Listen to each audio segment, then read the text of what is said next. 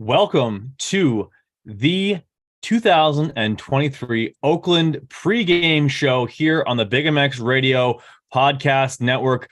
I am your host, Brad Gebhardt. With me on the line, two very good friends of mine who we've been going back and forth for well over a month now, proving each other wrong and proving each other, well, honestly, not that well in tune sometimes with the world of Supercross, especially when it comes to the first person that we have to throw it to, the 1990 125 East Supercross champion, Denny Stephenon. Denny, how's it going? That's good, Brad. Thank you for having me. As always a pleasure. Always enjoy talking to you and my longtime friend Checkerz. And let's get into. We got Oakland coming up. We just had Tampa in the back wheel. So let's make some shit happen tonight. And it does appear that you are today brought to us by our friends over at Racetech as well as Renin, as looks like Pete Fox hooked you up. Yeah, old friends, always good stuff. And appreciate the Pete Fox Renin swag, 2.7 on the sleeve. And we're here to have a good time tonight and talk about some racing, which we all love. If you're listening, if you're on the show, we love this shit, and we're about to get into it. Right on, man. Number 27 in your program, number 1 in your hearts. And now brought to you by Racetech. He leaves without a trace. He came here tonight to get on Denny's case. He's the crush grooving, the body moving, the record making, and the record breaking. It's Chris Riesenberg, the voice of Riesenberg. What's going on? Well, I'm going to come in really, really quiet and silent tonight and just not make any hot takes because I took a freaking beating last weekend in our head-to-head challenge that we'll get into. It was pretty rough. So, I'm just gonna kind of float along, and then I might just have to jump out and snake Debo right when he's least expecting it to prove his ass wrong. Well, you're going to have to lick your wounds for the beginning of this podcast, or this show. But how about we get straight into the Racetech Rapid Recap, brought to you by Racetech. Racetech Gold Valves, basically a revalve in a box. Don't believe me? Call them up directly or via email. Great customer service. And guess what? If you mention BigMX Radio, you're also going to save some money. So your lap times are going down and you've got some extra cash in your wallet to hit the track a couple extra times. Go ahead with it there, Chris. Well, Brad, I actually realized that you still don't have a Racetech hat yet, but I have great news. We finally got some new hats in California. So that means I can send you some, but I figure maybe later in the show, when we have a few more people in here, we should probably give one away. Maybe a shirt and a hat. Absolutely. One of our lucky viewers that maybe they have to support me on telling Denny he's wrong, though. So we'll get into that later. We'll bring it back up. You make a note of it because I will probably forget because I'm going to get all hyped up. Speaking of hyped up, how good was the racing last weekend? Let's get into the headlines. Lawrence goes hunting and Nate gets thrashed in the last turn. The 250 man event went down into the last turn. Debo, what did you think about that? Checkerz, Brad. And everyone at home. You cannot ask for a better ending. Hunter fucking Lawrence. Half the time, I love him. He does it very well under the radar compared to his brother. He didn't get a good start. He just started picking up laps, and he chased down old Nate there at the end. Nate got a little uncomfortable with some lappers. I love the line. I'm not really so sure I love the line that Nate took in the sand. I think he should have waited for Hunter to get a little wide of him and then take him to the outside line instead of cutting across the inside. Either way, nothing but respect for both those guys. I've actually done the same thing to Mike Jones 30 years ago on a last lap, last corner type move. So nothing but respect for Hunter and Nate, as we talked about many times. And he even said on the broadcast Saturday night, he gets a start, he's probably going to win. And he came about 5 seconds short of that. Great night of racing, two incredible riders and the future of our sport. Yeah, definitely. It's cool to see Thrasher bounce back. Speaking of bounce back, Webb blows past Sexton in the whoops to win. Well, who saw that coming? Webb going past Sexton in the whoops, using them to his advantage. Brad, what did you see? Well, I'll tell you who saw it coming was probably Chase Sexton, given the fact that he was on the ground at the time, probably looked over his shoulder to see the big bad number 2 barreling down the whoops. And just color me as surprised, color me as also fed up with Cooper Webb, constantly making me feel like maybe he's had it, maybe his best days are behind him, and then he just like shoves those words down my throat, proves me wrong, and makes me look like a total jackass when it comes to analyzing this sport, because I can't figure this guy out. Every time I count him out, which I am now done with, Cooper Webb makes me eat my words. He sprints off to an awesome win, while the rest of his competition, honestly, I can't think of anyone who is even close to Cooper Webb that even remotely could say that it had a decent night. I guess Chase Sexton still gets a second place on the night. Not bad, but compared to what he wanted, wasn't the win that he wanted. Great for Webb. Honestly, got to be frustrating for Sexton. And those are mounting, by the way. Yeah, I'm sure we'll dive into that a little bit more. And I mean, the difference between Sexton bringing a red plate into Oakland and not was that crash as well. Holy crap, though. One of the stories of the 250 East that's quickly developing is Max Anstey.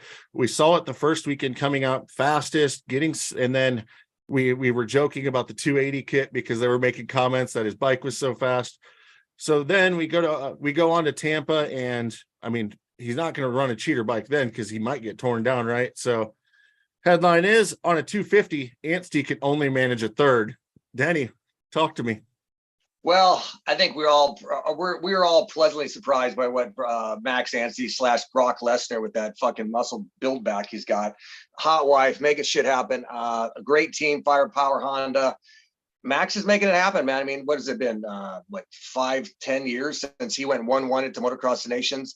When I worked at Smith Optics with Doc Wobb, another British fellow, is when Max first kind of came over to the US, and I did not expect this from him. I did not expect him to go 1-1 in qualifying at round 1 for him, and then followed up with some seriously fast lap times at round 2 here in Tampa. Max Anstey is for real. And even Blair was talking about it in the broadcaster, like this kid could be not a kid, he's a 30-year-old adult, late 20s adult, whatever he is going to be, could be a hot property. But Firepower Honda has him locked down for 2024, and I'm pumped. I'm excited to see new guys come into this. People want to complain and say he's older. Should he be in a 2D class? I say, all more power to you. 2D class is what it is. It's no longer a starter series as they want to pretend it to be, and it will always be East-West, I hope. But Max Anstey, clearly for real. For sure, absolutely. Just looking at our script, the guy that wrote it was obviously completely an idiot because the other one mentioned Fran is still. So I'm just going to make this one up on the fly. We're going to stick with Star Racing. Justin stays in the coupe and also in the top 10 for the second week in a row. What do you think, Brad? Justin Cooper? Like, as advertised, honestly, this kid has produced at every level, at every discipline that we've seen him in professional motocross and supercross. The rockiest point in Justin Cooper's career was at the very, very beginning of his 250 career, when it was a couple of races and then he got hurt. I believe that was at Houston in 2018. It's incredible to watch this kid. Every time he gets up to the next bike, he seems to get even smoother and even more adept to. And the one thing I love about Justin Cooper is that he doesn't read the last names on the jerseys around him. Whether he's at Motocross the Nations, absolutely crushing it. Captain Canada. He's Captain USA, Captain America, just crushing it for everybody.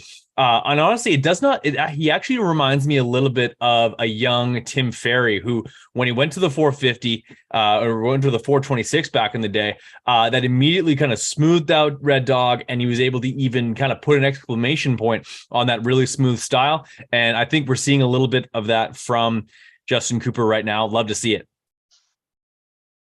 For sure. And we're going to stick with rookies in the Star camp. We all probably figured this was coming eventually, but maybe not in his second race. Deegan wins heat, receives Hall of Fame nomination. Debo, what about the kid? Yeah, I have an Instagram post that I pulled up that I'm going to share here this week. That's from 7 years ago. I messaged with his dad, Brian, this week. I've known Brian. Obviously, we're both from Nebraska, Omaha. His dad was a Bellevue school attendant. He's the one that pretty much made me graduate from high school, superintendent. and big fan. My mom and dad as well. All of Nebraska, I think, are following this whole dream story and all the chaos that kind of has come along with it. From Loretta's, the bike, all the bullshit. Man, he looked good, and he got out front early. There it is right there. Big Brian dropping the bike over LA Coliseum, but he rode smart, man. It started downpouring on him, and clearly that first heat race was, with the first lap and a half, I lost pretty much half my MXD team, everybody going down, and he just got stronger, got smarter. I've said it from day one. His mom, Marissa, pretty much gave birth to him on a Supercross track. He probably has more laps on a Supercross track than 99% of the 250 class, and I believe that muscle memory, that wisdom, that comfort level, that no matter how crazy it gets, I really see Haiden just getting better and stronger as he gets more time on the track. Not on the track necessarily, but against the competition. Understand where he fits in, who he can beat, what he can do, what he can get away with, who he can dive bomb. But man, that heat race was a whole shot and gone. And I think Haiden Deegan, as we can all agree with, is here to stay, and he's for real.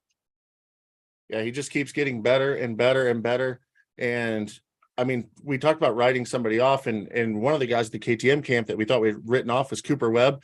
Well, don't look too far across the truck to his teammate, Aaron Plessinger. He has definitely bounced back, and it's a contract year. This is important. I mean, I thought he might very well be out of the sport after this year didn't go well, and going to race in the woods or something. But that'll bring us to our next headline. Plessinger giddies up on the podium. Yeah. Oh. What do you got, Brad? Yeah, this kid is so much fun to watch. Are you kidding me?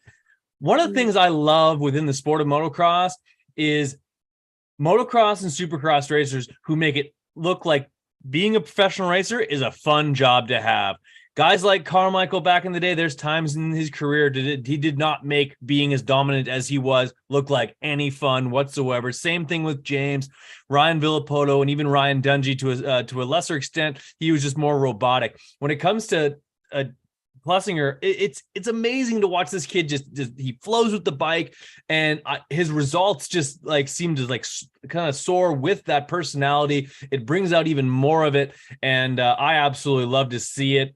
He's a character within the sport. He connects to a group of fans who I truly believe are the vital core of the sport. The people who go to their local dealer, chat up their local parts guy until the guy's arm falls off, and absolutely love it. So yeah, no, I'm super stoked on it, and can't say enough good things about that young man.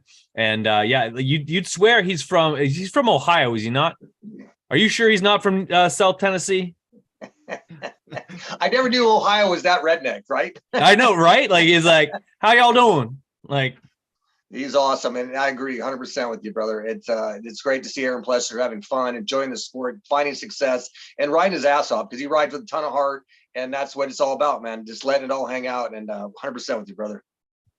Yeah, that train keeps on rolling. It seems like once he's dialed in and having fun, we've seen it in his 250 days, and we saw it right during the Yamaha time, right before he signed this KTM deal, when it was rolling before he got hurt. It really started rolling. So neat to see. Also, something else that's neat to see for me as a fan is all the contact that goes on. We saw a lot of it this weekend, and it brings us to our next headline. Anderson goes bam bam, gets slapped with a penalty. I don't even think I need to guess what Debo is going to say about this, but go for it, Denny. I think we were going to agree on this. Well, let's be honest. I mean, the AMA 6-month probation is pretty much a fucking joke. No one gives a shit with that thing. So I don't think anyone's gonna. It's a slap in the hand, it's a spank on the butt of a toddler. But the biggest thing is what Jason is what we said at the very beginning, and something I questioned when A1 started. I was worried if Jason was going to feel the weight of the pressure of coming in with 7 wins and a possible Supercross favorite, and he came in complete under the radar. All the talks about Ken, all the talk was about Eli's 2023 bike, all the talk was about everything but Jason Anderson. But as we've seen for the last 5 rounds, is Jason Anderson is in another planet right now. I'm a big fan of his mechanics, fucking a badass. Cowie makes shit happen, but man, I don't know where Jason Anderson's head is right now. I've said it again 1,000 times. When you got to take someone out and you take yourself out with them, you're a fucking idiot, basically. And I'm not calling Jay Sanderson a fucking idiot. I'm calling anybody who just takes anyone else out. There's one thing and there's a right thing, and you don't take yourself out in that process. And it looked like he was so consumed about running Justin high that he just completely forgot about the race. And they both went down a heap. And it just is these mental errors that Jason is so worried about, tweeting and getting after Barcia, and then yelling at Barcia, then yelling at lap riders, even after he won a race at the Triple Crown. I just don't think that Jason Anderson is mentally in this championship. And I don't mean to bash the man, because like I said, I love watching him ride. He rides a motorcycle as almost incredible as anybody, but wherever his head's at right now, it's not in this championship, and he's completely lost focus of what it takes to beat Eli Tomac and Chase Sexton, and right now Cooper Webb, because he's clearly the fourth guy on the totem pole, and that's not going to win you a title in 2023. Can I chime in on this one? Yeah, of course, Brad. Honestly, for Jason Anderson, it's no more games this season. He has lost all room for error going down the stretch now. Like, he has to rattle off multiple wins, something that he hasn't done since late last year, when his closest competition were almost at that point either injured or fully focusing on outdoors. I don't see him being able to do that right now. And he has put himself at a huge disadvantage, over 20 points down after 6 rounds or 5 rounds or whatever it has been. And he's dug himself a hell of a hole. And you know what? He does do well here at Oakland. He's had a win here in the past, but this is not good, and reason for alarm if you're an El Hombre fan. Yeah, I mean, the speed's definitely not the problem. It's still there.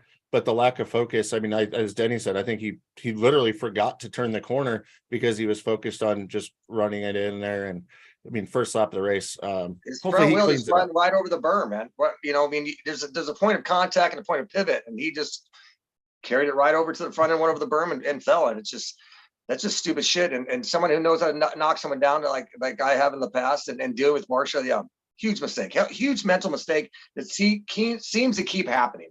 Yeah. Yeah, I mean, and the track might have been a little slick or whatever, but here's the thing: it's been happening, and I think the penalty's complete bull crap. But we'll move on. I'm sure we'll get into that more later too, because I have plenty to rant about tonight, and one of them is about to happen right now, because I'm going to take this headline all to myself. People got upset at RC for not enough Daytona track changes, so Dirtworks adds extra changes to the Tampa track. Holy crap! We all saw the whoops thing happen and kind of heard about that, where they shortened the whoops throughout the day, which, by the way, they were already not that big of whoops. And then I found out they also changed the shape of them, making them mellower. I did find out from a very, very, very good source that it didn't come from DeCoster, that they chose to make the changes on the official side of things, and that DeCoster didn't bring it up, although that's the rumor everyone loves to go to. And you know me, just like the 280 thing with Anstey or whatever, I love to beat a good storyline in, even if it's wrong. It's just entertaining. But then also to find out, if you remember the huge pile up on the first lap of the LCQ or the first heat race in the 250 class off the Dragon's Back, it was because they went in and modified the frickin' Dragon's Back and didn't tell anyone about it. So guys come around first lap, Colin Park, I believe, was in second place, goes flipping over the bars, and about 4 other dudes plow into him and also go over the bars. We've seen this crap before at Daytona. They have a flat whoop section, go in before the heat race, build these things up as monsters. So they come in 4th gear pinned like they were in practice. No sight lap. No one tells them anything. And half the field's laying on the damn ground. Then we talk about it online a little bit this week, and Will Hahn's like, that's pretty much what ruined my 450 career. Came around the first lap of a heat with a jump. They shaved the face, so instead of seat bouncing it like he needed to do because he didn't know the face was smaller, he hit it standing up like he normally would, caused him to go over the bars, get hurt, ruined his 450 career. I've had my friend Cody Gilmore have his freaking jaw wired shut because they took a lip off and off and didn't tell anyone. I've personally had it happen in arena cross. We were stepping over a table and they decided to go out before the night show and just add a knuckle on the end of the table and don't tell anyone. When you clip it, you freaking case your brains out. It happens time and time and time again. This sport's dangerous enough. I mean, if they water at the local track in intermission, they send the guys out for a freaking parade lap to see the track. We're at the highest level of the sport where they're going balls out at the highest level, the first lap of professional supercross, a blind on a track, because they're making changes without telling anyone.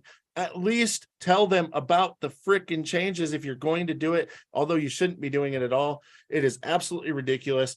Thank goodness that nobody got super hurt, as far as I know, at last weekend's race, but it's got to stop. I mean, these are only ones that I know about and that we're talking about, and we know that there's obviously a lot more that have happened. It's absolutely uncalled for and ridiculous. And that is my race tech rant right now for the night. We can move on, Brad, to maybe something a little happier. And well earned. That was very, very well said, Checkerz. And a lot of that I didn't realize. So yes, very well said, very well done, very well expressed.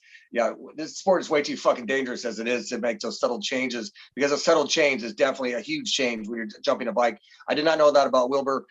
Big fan of his, and yeah, that's fucked up. So agree with you, brother. Well, here's the thing about Chris Riesenberg that I have come to know over the last 6-8 weeks. The two of us have become damn near best friends. Sometimes he makes no sense, but honestly, the guy is extremely thorough. He wants the details. He digs a little bit deeper, and there's a whole lot of things that can piss this guy off. And what that creates is some damn good race tech rants that can come spewing out in any particular moment, especially when things go sideways when it comes to safety. Absolutely. But next up, round 2. We're 5 rounds into this thing. Next up is round 2. This is presented by BigMXRadio.com. We are over 910 podcasts released. When we started doing this podcast, we were over in the 800s. That's only a month ago. That means there is no less than 15 or 16 podcasts waiting for you over on iTunes as well as Spotify for you to binge on, whether it's interviews or just straight up recaps and reviews and previews like this one. You can listen to it over at BigMXRadio.com, or you can subscribe on iTunes or Spotify. We're going back to Cali. After 2 weeks of racing on the East Coast, the Beasts of the East are going to have a rest for 1 week's time. We're heading back to what is kind of a baseball stadium, but it's one of those old school hybrid stadiums, something you don't see very often at all anymore. It's a huge floor at Oakland. It's also one of the oldest stadiums on the series, which creates some situations for us. But honestly, it's going to be really, really interesting, and I'm looking forward to it. Chris, I know you got some extra details to roll through, so why don't you do that for us? Absolutely. Well, I'm super excited to go back to West. It feels like forever since those guys have raced, to be honest. If you look at the track map, and unless DeCoster is already there, they have a whoop section, a super long, gnarly Dragon's Back, and then another whoop section. And I did see on the Dirtworks Instagram, at least one of the whoop sections is a loader set of whoops, which usually means sharper, steeper, and bigger. Although we haven't seen a big set of whoops this year, maybe we finally get one of those, which would be great. Such a long travel for the privateers this week. I feel for those guys. I'm guessing that a few will actually probably skip the race and not do it at all and stay and just head over to Texas. I know some of them are carpooling together. I know Starling actually had his van sent out. I think Cardinal stuffs with his, and maybe even one of the riders just cramming in a van. And then last year's 450 podium at Oakland was pretty interesting. It was Jason Anderson, Aaron Plessinger, and Justin Barsha. Tomac was 4th, Webb was 7th, and Sexton was 9th place. So can Anderson bounce back? Plessinger's been awesome. I feel like he can bring some momentum into this thing. It'll be interesting as we head to Oakland. You know, some cities guys just gel with, some stadiums you just brings you that good feeling going into them. Sometimes it doesn't matter. It's a fresh track every time, but a lot of times the dirt's similar. I think we're going to actually see some really good dirt because it's been fairly dry in California now, which means that since the rains that we had earlier this year, that means that the Dirtworks crew is really going to be able to maintain the dirt how they want to, instead of chasing rain and covering it and that side of things. So super, super excited about heading to Oakland to Ring Central Stadium, and let's get it on with some more 250 West. Absolutely. I can't think of a single time where Jason Anderson wasn't at least good at Oakland. Like it's something about the soil, something about the layout. Obviously he had a huge tooth and nail battle his championship year with Ken Roczen, and he's the most recent winner here. So you got to have some pretty good feelings rolling into a town like Oakland. And honestly, like El Hombre is a pretty rough around the edges guy, and Oakland's a kind of rough around the edges city. So the two of them are kind of married. I think the two of them go together like peanut butter and jelly. And I think that's a recipe for Jason Anderson to at least get his season going off in the right direction. I don't know if that's going to be a complete renaissance and turn himself into a title contender the rest of the year, but it might be a get right weekend for him in a venue that he's very familiar in. Yeah, I like this track. It's very similar to A1. Like you said, it's in a baseball stadium. It's not the usual, 4-lane, 5-lane football stadium. Checkerz and I have pretty aggressively argued the last couple of weekends about the tracks. And, I think this track, again, will remind us a lot of a 90s track, not a lot of rhythm. I mean, just looking at the track right in front of me right now, there's not a lot of things you can just obviously pick out. I don't see a single on-off, but thank God, because on-off is the stupidest thing on the planet to have. A couple of long sections of whoops, a short start straight, doesn't take up the entire stadium floor. I'm really looking forward to it. I hope these guys, we won't have, I don't think, the moisture and the breakdown of the track, which we've seen the last few rounds, especially last weekend with the rain in Tampa. But I like the track. I think it's overall going to create a lot of racing and something different than we've seen, instead of just these guys having 5 lanes that they just jump, obviously, 2 leaps and are from one end of the turn to the other. I don't like those type of tracks. I'm literally really looking forward to this. And Oakland is a good town, and it is dirty. And it's one of my last arena cross towns. And it's how I met Matt Byton, one of our homies. So I like Oakland, and I'm excited to have these guys back. And as far as I'm concerned, it's Raiders home. Fair enough. Guest of the podcast, Matt Byton. I'm gonna have to dial him up again. Talk some step up. But in this next segment, brought to you by MXD360.com, which is a salary-based fantasy league. If you're not already playing it, you need to. You need to add some more stress to your weekend, whether you play other fantasy games. Regardless, play this one too. It's really easy to play, and you can sign up for a very small amount. I think, Debo, is it $12? $11.99, brother. $11.99. $11.99. Yeah. Win McGrath. And you sign up. First of all, let me know your team name. I will throw you into the BigMX Radio League. And then you're also, with signing up, you're automatically entered to win the King's gear. The King himself, Jeremy McGrath, putting up a set of his Troy Designs gear. He's most likely going to scribble his name on there as well. So you're going to have a signed set of Jeremy McGrath gear, and that is just way too cool. And that's why this segment is brought to you by MXD360.com. They bring you the coolest prizes, and it's one of the funnest fantasy games on the internet. You need to go do it, and just be like me and be proven that you don't know a damn thing about Supercross every single weekend. It is extremely challenging, and that's why it's fun. Let's roll into some rapid fire questions. Sound good, boys? Oh, yeah. All right. First one we have is for Checkerz.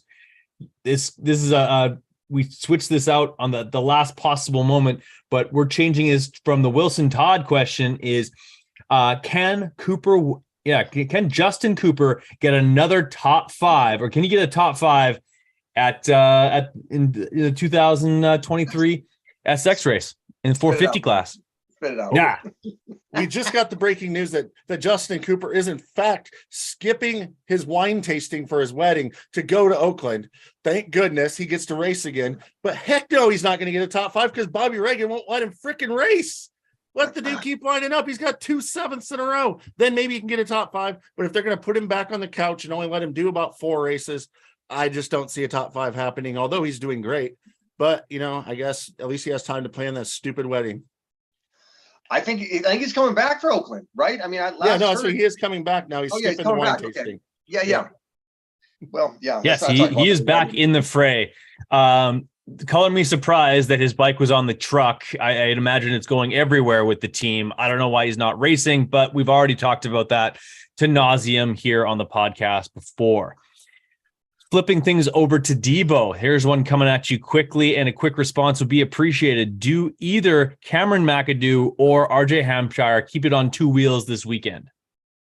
Well, Cameron is obviously one of the best crashes we ever had, and I don't mean that in a negative sense. He's up in Sioux City, Iowa. I love the fact that the way he broke into the scene, kind of off the radar. He went to Geico, and then a bunch of crazy shit happened, and we have seen him put in probably more effort than we've ever seen anybody. And I think that he's gotten a little smarter. He's got a little wiser to his mistakes, and he wants to do better. It's so much talent. Like even with RJ Hampshire, Jesus Christ, man. I mean, if I've ever seen anyone in the entire planet put himself on the ground more times than RJ has, and he did it with the Triple Crown. I mean, he wins the first moto of 3, Jett's on the ground, everything's laid out for a win for him, and he proceeds to just grenade the next 2 rounds, or next 2 races, whatever we want to call them, Triple Crowns, races, mains, whatever the fuck we want to call them. I've never seen one guy, well, you know, Cameron's still learning as far as I'm concerned, but both riders ride way over their heart, whether their mentality, their skill level, whatever's going on, they need to dial it back and get to the finish line and get to that podium, because they're just handing everything to Jett. Jett has didn't have a great weekend at A2. You know, obviously ended up on the ground twice in 2 out of 3 of the Triple Crown races. He still got a second, still won the last round. He pretty much gave them both a gift, and they both pissed it away. And, you know, I mean, when you have someone as incredible as Jett Lawrence, the future of the sport, everybody wants to just hand him the RC keys right now. But when he's on the ground, man, you got to take advantage of that. And both of them pissed it away. And so I'm hoping that they, well, let's be honest, I think both their opportunities have been pissed away already. I don't see either one of them beating Jett for the rest of the season. And both great riders, but both need to get their shit together. Certainly. It certainly surprises me that, Jett Lawrence did have somebody beat him in one of the races. It happened to be a Triple Crown, surprise, surprise, but neither one of his closest combatants in the championship were the person to do it. That was Levi Kitchen. He's coming off of a victory. As we flip things back over to Checkerz, with maybe the most difficult question that we're going to pose to either one of you on this very Thursday is, Checkerz, does Christian Craig ever get another top 10? Well, the question meant for this weekend, and it doesn't matter either way, he absolutely gets another top 10. Although initially I thought it was going to be a lot easier because I didn't think Justin Cooper was making the trip. And I do think that Cooper is a problem for him making a top 10. I think Adam Cincerillo rides better, which makes it tougher. But guess what? We just talked about the track map, and you know me, I like to beat the same point over and over and over again. And there's 2 whoop sections and a long dragon's back, and Christian Craig still is an elite talent when it comes to those items. I think a little bit of momentum is going to be going his way after he finally got a top 10. Things are starting to get settled into the season. He's still healthy, which is good. And he's still racing. I think he backs it up with another top 10 this weekend. Would not be surprised, actually. Can I ask one simple question? Will we ever see Christian Craig during practice or during a race at all? I have never seen him. They have not showed him during once race day live. They never speak of him during a race. I have no idea where he's at. The only way I know he's at is through live timing. I've never seen a single. You can't trust that either. More invisible as that Christian Craig has been. And I'm not blaming Christian. I mean, does the camera guy, the producer, ever want to fucking talk about this guy? He's coming off a championship 2D season. He's actually struggling a little bit. He's not real happy with the Husky, but we have not spoke about him fucking once. Like, Jesus Christ, people, let's get something together here. We have a dozen guys, 20 guys, and we have not seen Christian Craig once. Is it a rock star thing? Is there any chance it's a rock star thing? No, because I love Malcolm Stewart. Fair enough. Yeah, good point. Honestly, I don't know, Denny. He you hear more about other guys around him than you do about Christian Craig specifically. Go ahead, Chris. I'm guessing he's glad they're not showing him because they're not highlighting how terrible he's doing. If you want to get camera time, then you get your butt up front and start going fast. Fair enough. These are rapid fire questions. We're failing at that. Debo, should Savachi take a fill-in ride if offered? Yeah, that's a crazy question. You know, Joey's doing phenomenal. He obviously is quite a character of the sport. He's got, I don't think, did he get top 10 this last round? I don't even fucking remember. Just so many guys running well. Joey's doing great. He's on a Project Cowie in a sense with the entire team he's running with. He's going to do World Supercross.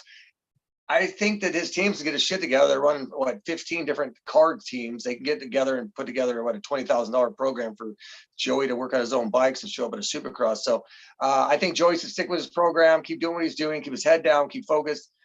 But I don't know what Joey has done to a lot of these teams, because a lot of teams don't reach out to him. I don't know. He's a different character. I don't know if he's funny as hell on Twitter. He has got a great personality. He's his head to the ground. But, how Colton Nichols got the ride, he didn't get the ride. I don't know. Do you think factory teams want him to fill in, or is he just satisfied where he's at? I don't know. We'll see. I mean, there's definitely rumors out there that he's challenging to work with. I like that he's letting his personality come back out like he was early in this 250 days. Definitely. Yeah. I think it sounds like the team's working hard to try to make it so that they can do all the rounds. And if they do that, I see him staying put, going World Supercrossing. If you follow the old Rick Ware Racing on their Twitter account, Rick's been on there saying they're trying to make it happen. Yeah, I'd love to see it. Checks, now that we've seen both in action, which coast is deeper, 250 East or 250 West? I think this one's pretty easy to answer now. Well, after all the injuries, it makes it really, really easy to answer. And like I said, I'm just going to agree with Denny on everything in this show. It seems like the 250 West is definitely deeper at this point than the 250 East. Denny, you were right. I'm going to write that down. I'm getting that. I was going to give. Can we mark this? Can we mark the calendar? Yes. Right here. February 16th at 8:36 Central Time. Chris tells Debo that he was correct. Yeah, absolutely. I agree. Debo, Pro Circuit has been absolutely mired with injuries so far. Even their fill-ins are feeling the pain left, right, and center. We found out this weekend or earlier this week that Carson Mumford will not be racing due to an additional crash, not just because of the prolonged recovery of his wrist injury that he sustained in December. This is a new injury. Are all of these PC injuries just a coincidence? The fact that they're all just sort of like centered around one team? Or is it possible that Mitch Payton is doing something wrong with his team over there at Kawasaki? For someone who has as much respect and adoration and love for Mitch Payton, and somebody who's always supported my career as Mitch has over the years, I've ridden at that track there off the 15, and something's going on, man. And I always look at it. Old coaches, old theories don't tend to always work nowadays. I from the past, I always understood that Mitch Payton built a motorcycle and his bikes were so phenomenal that they would just put someone on it and they would succeed. And he could get riders very cheaply because riders just wanted to ride the motorcycle. Then went to four-stroke, and he instantly hired an NG 500 builder who made those Cowies just fire breathers. So again, he could get anyone cheaply, anyone show up, want to ride his bike because his bikes were just better. I even asked Ivan Tedesco at Millville and Loretta's when we were kind of just hanging out, standing next to each other, because he's doing a lot of work with Seth Hammaker. He's doing a lot of work with Mitch, obviously. And he says, that's kind of his job, is to find each rider, their specifics, their prep for what they prefer on the motorcycle. They're not trying to just give one motorcycle to all 4 to 6 guys that they have right now. But what's going on right now is unprecedented. They have lost when you have Cameron McAdoo, one of the craziest bad motherfuckers on the series, is your only healthy guy on the team. Something's going on over there, and I don't know what it is. Nothing respect for that entire team, but I don't know if they had to change things. They had to change the way things are handled, the way things are dealt with. But when you got 6 guys, you only got 1 guy racing. There's something going on, and I don't know what it is, and I can't pinpoint it. I would never doubt Mitch Payton, but something's going on, and it's not working out. Yeah, I can't imagine that this is a Mitch Payton or a Pro Circuit Kawasaki thing specifically. I think that injuries are prevalent within the sport every single year. Sometimes they're evenly distributed, sometimes they are not. That's just the way it goes. Heaven knows through the middle to late 2000s, Team Honda outdoors on a 450 essentially didn't exist between Tedesco and Kennard and Millsaps, Grant, the Kiwi. Who's Kiwi? Yeah. Hurting always. Those guys were it was a walking triage unit all the time. Moving on to our next segment, a favorite segment of mine, where these guys put the gloves on and square up for a 1v1, just like Arena Cross. This particular segment brought to you by airwheeliesonly.com. Yes, that is a real website, and you can go there to peruse how badly I'm doing in the survivor pools. I'm still alive in the 450 only one, but I think every single weekend I have multiple strikes in the Supercross survival league. So yeah, you can make fun of my displeasure on that. Last week Debo was correct 5 out of the 6, and this is the real portion of the show where Chris Riesenberg hangs his head with considerable amounts of shame. Are we throwing it to me or are we throwing it to Checkerz? I think it's just the silence from Checkerz is more than enough. Yeah, that's all right. Absolutely. I'm getting my game face on. It is all right. Perfect. On. Here we go. Hit the. I don't have a bell, but I should probably get one to start the first round. Ding ding. Debo, I'll throw it to you first. Pierce Brown versus Talon Voland. Who's going to finish better this weekend coming up at Oakland? Home race for Voland. Well, I think Checkerz and I can both agree this one, and I hate the fact that I was handed Pierce Brown, because I think Pierce Brown is an incredibly under deliverer. He is, but there's a chance that anything is going to go well. And man, it's tough. Racing motocross is tough. So we're having this conversation, and we're speaking negatively, not negatively, but judging these riders. It's critical. You know, criticize these guys. It's a critical conversation. It's analysis. Nothing's handed to anyone, but I have to admit, and I think Pierce Brown handed this 2-year deal with over there at the Troy Rockstar or Red Bull team is completely unnoticed, unneeded, unreasonable. Because I think Pierce Brown, whenever there's a chance to crash, he will. He hasn't lived up to the hype. Will Hahn once yelled at me on Twitter about the entire fact. It's like, he's only 19. I'm like, I don't know, man. He's like, what, 20 now, and he spends most of the time on the ground. Max Voland, on their hand, is I think he's learning. I don't like the fact that he's missed a handful of main events.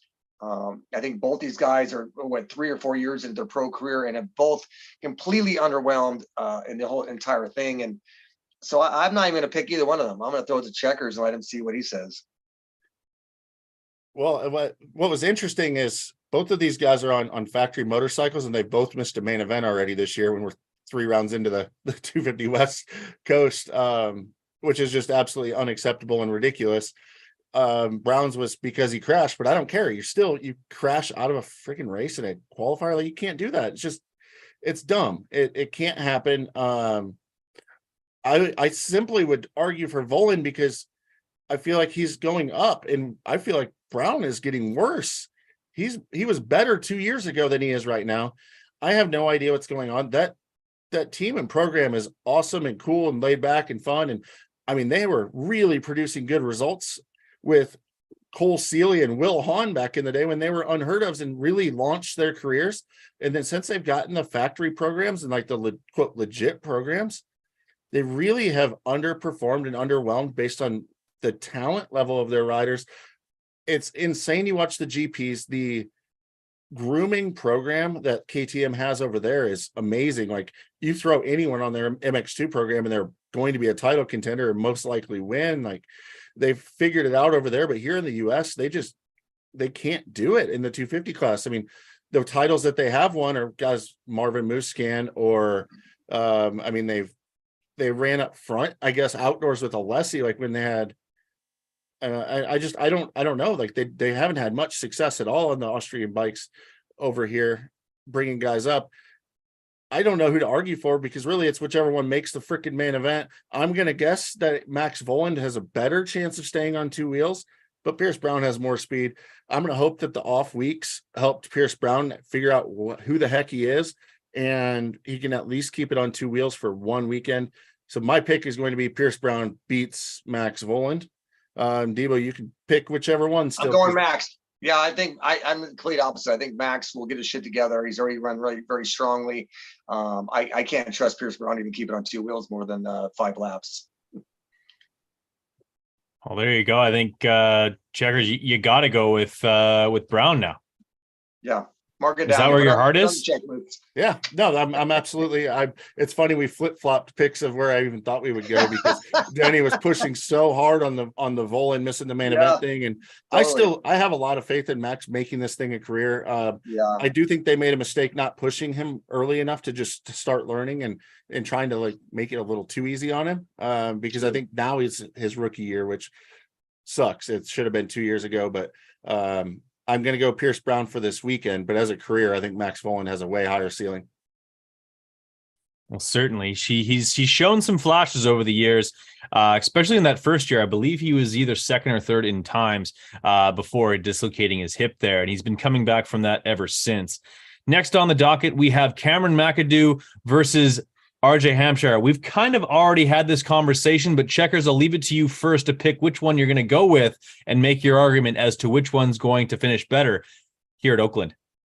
Well, I will make it brief because we have already gone through it. RJ Hampshire crashes more than Cameron McAdoo. McAdoo actually was on the podium all 5 races last year. He's been good this year other than his huge crash in practice at Anaheim, but he's honestly been more solid than he has been in the past. The reputation is probably because he crashes so freaking hard when he does crash, but he also won't quit and won't give up. And RJ, he won't either. He'll get up and just crash again and again because they're both a ton of effort, and I appreciate that. And they both honestly stay on the racetrack and finish a lot more races than a lot of their counterparts, even though they're hitting the ground harder. But Cameron McAdoo has a much better chance of staying on 2 wheels and finishing on the podium because of that. So I'll go with Cameron McAdoo. Yeah, I don't even want to argue with the Checkerz. I mean, this is a debate we've already had. 2 incredibly talented riders, 2 incredibly riders who are famous for crashing. And I'm a big fan of Cameron. I think RJ's faster and more structured. So if you're going Cameron, obviously I'm going RJ. So let's move on to let's go on to the next level. Well, I guess that one's a tie. I think that'll just be a complete wash. You guys are supposed to be battling each other tooth and nail, landing blows and the odd jab here and there. But so far, you guys are just holding hands. Maybe we'll have a different effect here. But let's switch things over to the 450 class. AP Aaron Plessinger versus Ken Roczen, the German. Who's going to finish better at Oakland? Take it away, Debo. Did you really just ask me if Plessinger and Roczen? Well, you know what? I'm never going to speak. But when I speak of what I speak of, it's not negative Ken. It's not negative Hep. It's not negative of this mechanic Travis Sewell. It's the fact you're putting on one of the best riders that are talented riders who's been through hell and back on a fucking 6-year-old motorcycle. And I don't give a shit if you put him on. You can put him as bolt-on parts you want. Let's put some more pipes on. Let's put some more electronics on. Let's put some more factory connected suspension on him. I don't give a shit. It's an old, outdated motorcycle. Ken Roczen would be top 3 right now if he was on the same Paris bike he rode, that Honda, that firepower Honda. He looked phenomenal on that bike. And people want to go, what did he? Let's compare stats from last season. Ken came into Anaheim sick. Won out of the blue, and he told you he didn't even deserve to win that race. And then he just kind of petered out because he was sick. He's got a lot going on with his head, his injuries, all this shit he's got going on. Ken Roczen, right now in 2023 Supercross, if he was on that firepower Honda, nothing to do with the team, nothing to do with Hep, nothing else, he would have already have maybe 1 win and probably 3 podiums. I don't see him ever getting more better than he has right now on that sled of a 450 Suzuki. And I say that, you know why? Because I've ridden the bike. It's long, it's heavy, it doesn't turn. Suzuki's turn on a dime. That bike does not turn on a dime. So I'm tired of arguing with people. I'm tired of pushing this fucking point. Get off the train, get off the wagon. It's nothing against anyone else, but if you could ride a 6-year-old motorcycle, then why these motor manufacturers building new bikes every fucking year? Well, Chris, tell me he's wrong. I'm going to just point out the fact that Roczen's been in the top 5 of every fucking race except 1 this year. Pardon my French. That's because he's Ken Roczen. But here's the thing. Do you think Aaron Plessinger is going to be the top 5 in every single race? So that's the argument. Is it Aaron Plessinger or Ken Roczen? AP's riding great. I said earlier, we're going to Oakland. I can argue all day for him. But the fact of the matter is Roczen has been consistently getting it done. I mean, the off the track stuff is just absolutely freaking ridiculous. And don't get me started on that rant, because the company comes in after one race, bails you out. You tell everyone how great your motorcycle is. So when you sign with Suzuki, and then all of a sudden after one race, you're switching suspension companies, you go get the new company and everything's so great again. And then you come off of last weekend's track and say that the suspension company doesn't know anything about your motorcycle. What are you talking about? Like, those guys just invested a ton of time and effort into you, and you just throw them under the bus and use them as an excuse for you not getting on the podium. Ken Roczen, you need to go faster. But he's been in the top 5. He beat Eli Tomac last weekend. Tomac started right behind him and he ran away from him. And I mean, that's a whole nother story. But so that's the argument for Ken Roczen. I can't go with it. I got to go Aaron Plessinger, because he's rolling right now. He's having fun. Yeah, baby, we're going back on the podium again, is what he's hoping for. I'm going to guess he's going to be 4th or 5th, but I do think he will be in front of Roczen. And after I saw Roczen's social media meltdown after last weekend, I'm guessing that the mid-season slide's starting about right now. Yeah, we're not doing a lot of argument here. We're doing a lot of agreement here. I was going to say, this is completely off the rails, although I think you guys might disagree on this one. 2 of the last 3 rounds, we've seen some very uncharacteristic things from Eli Tomac. We saw a big crash at Anaheim 2, ended up him on the ground, a 13th at one of the Triple Crown races, ends up with a 6th overall. He ends up winning in one of the most impressive races we've seen him have on a Yamaha the following weekend in Houston. And then he responds to that race with a very pedestrian and basically, well, for all intents and purposes, left in the dust, 30 seconds back in 5th place. Is it Eli Tomac or is it Eli Tomac? Who's going to finish better, or who shows up this weekend in Oakland? I'll let Debo take this. Is it going to be Eli or is it going to be Elito? Let me clarify the question, because it's not just for one weekend. It is, does Eli Tomac come back in 2023 at all during the year? Because I don't think you can predict it in one weekend, because Eli Tomac, you never know when he's going to come out, if he's coming out. But go ahead, Denny. Well, it's it's funny if I have to explain this again. Years ago, when I saw that Eli was not living up to the potential that I thought, and many thought that he could accomplish, I came up. Well, I didn't come up with it, honestly. Someone else misspelled his name in a post, Eli Tomac, and he spelled it Elito Mac. It's amazing. And I read that and I was like, damn, that's fucking superhero shit right there. That's like doppelganger, like the dark side of Spider-Man, everything. And that became his alter ego. His alter ego, his doppelganger, the dark side of Eli Tomac, who was an incredible, talented, fantastic rider. But also Elito Mac, who was the fucking guy who crashes because his front brake rotor's bent, got a crash. He takes 5 minutes to get up. He's got a button in his pants. He doesn't go to the nations and all this shit. So I just kind of jumped upon it and went with Elito Mac. And I could not be happier than what Eli Tomac has accomplished. Him and I have had a lot of banter back and forth. When he won the nations, I sent him a huge congratulations, and I'll never, ever share a text message. But the one thing he said is like, man, you're right. Motocross the Nation is one of the coolest fucking things I've ever done, and winning was one of the coolest things. And I'm so happy for him to reach this ability and this talent and this excellence level of excellence. I've known him since he was on minis, on Suzuki's, and Budman coached him. And I don't think Elito Mac is going to be the guy that comes back. Obviously he had a huge crash 2 weeks ago, and I've had people even kind of comment and post and comment to me and send me messages. Is Eli going to just ride it out because he's now older and he doesn't want to get hurt? And that crash was gnarly. I don't know. That crash was pretty gnarly, but he flipped around and landed on a tough block. I don't think it's something that scared him. I don't think it was something that he was aware of. I have no idea what happened last weekend. He read we had 5th or 6th fastest qualifying time.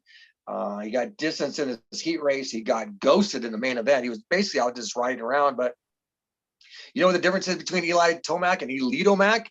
Elito Mac would have crashed, taken an hour to get up, and would have got probably a 15th and lost a ton of points. Eli's still leading the points. He's up 2 on Sexton. He's up 4 on Cooper Webb. I think he's too smart. I think he's too educated. I think he's too wise. I think he's too talented. I think he's happy where he's at. We have not seen that smile that we've seen for a while. And we're missing that smile, but I think Eli Tomac will return and Eli Tomac is completely dead. We saw that smile on the 4th of February when he basically fed everyone their lunch at Houston. I think is he still your championship pick, or has that changed right now? No, absolutely. I think that I don't think Chase is able to put together a 17-week season. I've always said I think there's two things that Eli Tomac has. He has speed. He has racecraft. Chase Sexton has speed, does not have the racecraft. Cooper Webb has the racecraft, does not have the speed. When it comes to a piston match, I believe Eli Tomac is better than both those riders and will come away as your 2023 Supercross champion and ride off the distance into the sunset, which will be a disappointment because we want to see more for him, but I don't think he owes us any more than he has, and he's gonna be our champion. Yeah, we're Checkerz. finally gonna disagree. Guess what? Last year, Bobby Reagan spent all of his money to pay Eli Tomac to stay home. This year, he's spending all of his money to keep Gilliam Ferris at home. He's spending money to keep Justin Cooper at home. He ran out of budget to keep Eli Tomac at home, so Eli Tomac's going to show up to some races.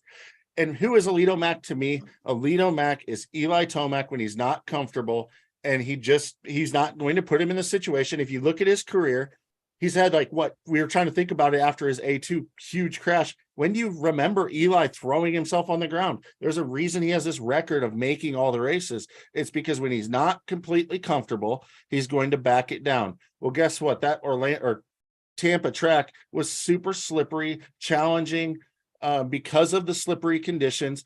Tomac was not comfortable. Guess what? I bet he's never ridden that 23 Yamaha on conditions like that. He missed a setting. He wasn't comfortable, and he just rode around. Is a 5th better than the 8ths that he used to get with Eli Tomac? Yes, but it was just the first sign of him kind of peeking his head out of the closet just a little bit. And let me tell you, it can snowball if he starts to get a little bit uncomfortable, starts to not be as happy, loses confidence and faith in the race team. Eli Tomac can absolutely come back out, because guess what? Zebras don't change their stripes. Jordan Smith isn't going to quit crashing. RJ Hampshire is not going to quit crashing. And Bobby Reagan doesn't have enough money to keep Eli Tomac at home as Eli's season goes on, and he's on a brand new bike and clearly has a very, very narrow setup window that he's comfortable, and they dang missed it last weekend.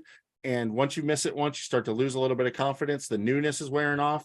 The funness can start wearing off. And I'm not saying that he isn't going to do great. He's not going to make things happen and be good most of the time, but I do think we see some Eli Tomac rides this year. The shine off your wife's new fake tits do tend to run off. So, I mean, I don't completely agree with you, but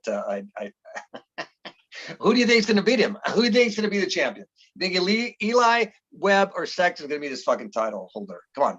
Well, I'm going to keep driving the Sexton bandwagon like I did from the beginning of the year. It's a nerve-wracking place to go, and there might be some crashes and bumps along the way, but we're still only 2 points out of this thing, and we're still learning. We're still on our way up. And if there's one thing about Sexton's career that we've seen, he gets better and better and better and better, and he's on this gradual incline up. He has not taken a step back since he turned pro. He's gotten better every single year, and this year's no different. Guess what? He's in a better spot this year than he was a year ago, meaning he is getting better and he's learning, and that's what he does. Tomac is a formidable competitor, as is Cooper Webb, and I think we're going to actually talk about that one here in just another minute, so I'm not going to go any more into it. But Eli Tomac will rear his head in 2023, and I guess we'll have to wait till the end of Supercross to actually find out who's right on this one. Well, it's me, and it is Eli Tomac that wins this championship. I'll be the decider, judge, jury, and executioner when it comes to that discussion. My superior knowledge of the sport has shown through yet again. It's time to throw things back to Checkerz for a few points of this contact sport we have called Supercross. I think you missed some stuff here, didn't you? Yeah. No. I thought we were talking Star. That was literally. Yeah, it should be Star versus Club MX. More points in Oakland. Oh, yeah, I did miss one. Sorry. I skipped it before. I thought our last one was was Eli versus our championship pick. I missed one. I apologize for the thousands of people currently watching. Star Racing Yamaha versus Club MX coming up this weekend. Checkerz, I know you like yourself some Star guys, but Debo, you've been flying the flag for Club lately. Well, I love Phil Nicoletti. Big fan of his. We talked, a while back last summer. And Enzo Lopes, I think he as well. He's been underrated. He got hired by JGR when he was kind of unknown. He's been doing phenomenally. Wasn't really happy with him in his Triple Crown. Speaking of Lopes and Phil, if they keep putting those big old green lights on his forks, make him look like a leader. I think Phil, for those singles, he hates to be embarrassed. He looks like a dork. And so I think he wants to be out front. Kitchen and Robertson, it's tough because those are two of my big favorites as well. But it's always nice to see when a team like Club competes with the factory squad like they have this season, and two veterans. I think Lopes is more of a veteran than Kitchen and Robertson. I believe that Nicoletti is as well. But if they can get out front, put their name in a hat, show that gear out front, FXR, and put the brand out front, I believe that they don't have to beat necessarily Kitchen and Robertson to show that Club MX belongs. Obviously, J-Mart is kind of struggling a little bit and waiting to this outdoor season, but I don't know. I think that Lopes will show another top 5 finish. I think Robertson might struggle a little bit. I think Kitchen might struggle a little bit, and Nicoletti will put them both on the ground. He's just angry. Angry Phil, right? Angry Phil. Before I argue against them, I want to give a shout out to the Club MX guys. Their vlog that they have is super well put together. It's like TV show quality. If you haven't been watching them, I would highly recommend. They're really giving you a really good in-depth behind the scenes look. But behind is kind of a theme because they're going to be behind Star Racing for sure. At the end of the day, a factory team is going to consistently be more up front. You have Levi Kitchen, who, I mean, he hadn't had Supercross results, so I had question marks on him coming in. He has gotten better and better each week. He looks really good. He's really fast. He's coming off of a win, which is just reassuring him that he's going in the right direction. And I know, Debo, you convinced me before the season that Styles Robertson was going to be real and better. And guess what? He picked up a race win at Anaheim too. And absolutely. I messaged you guys from San Diego and I was like, holy cow, the Star guys look really, really good. They look very confident. They look like veterans out there. When you watch a rookie guy go, they might go fast, but they're scrubbing all over and they're kind of bouncing from tough block to tough block, it seems. And then you see the other guys, the more veteran guys, they're going fast, arcing their corners, smooth, not making mistakes, clean on the landings, and it looks almost effortless. And that's what the Star guys both have going on. They're really clean on the bike. And I think that just creates a little more consistency. And also the factory team, they just simply have more resources, and that allows them to be more consistent. And the reason the guys are on the factory team is because they've proven to be more consistent throughout their whole body of work and their whole body of career. I think Enzo Lopes, he's very hot and cold. I don't think that he's going to be there every single weekend. Nicoletti is good on starts, and he has been good in the whoops. And if we want to keep beating that drum again this week, there's 2 whoop sections and a big old Dragon's back. But I'm guessing Phil is thinking Death Cross with the Dragon's back. He's probably happy about the whoops, though. A short start again this week, which takes up less floor, which is nice. And it's very similar to A2's start. Nicoletti made a terrible decision there and went to the far inside gate in the last race there, and that ruined his overall because he ran into the tough blocks. You can't do that. You can't try to play it safe, and he is a little old for the class. He's too smart for his own good. You have to go a little bit dumb on a short start like that because you have to be banging bars into turn 1. Club MX does not get as many points as Star Yamaha. Stamp it. Which way did you go for sure, Denny? What's your final answer? I said Club MX is going to take these kids down, and I thought you brought a great point up. Even regardless of everything we've talked about, if you're a 17-year-old and you're wasting all your energy doing scrub, stop it. Please stop it.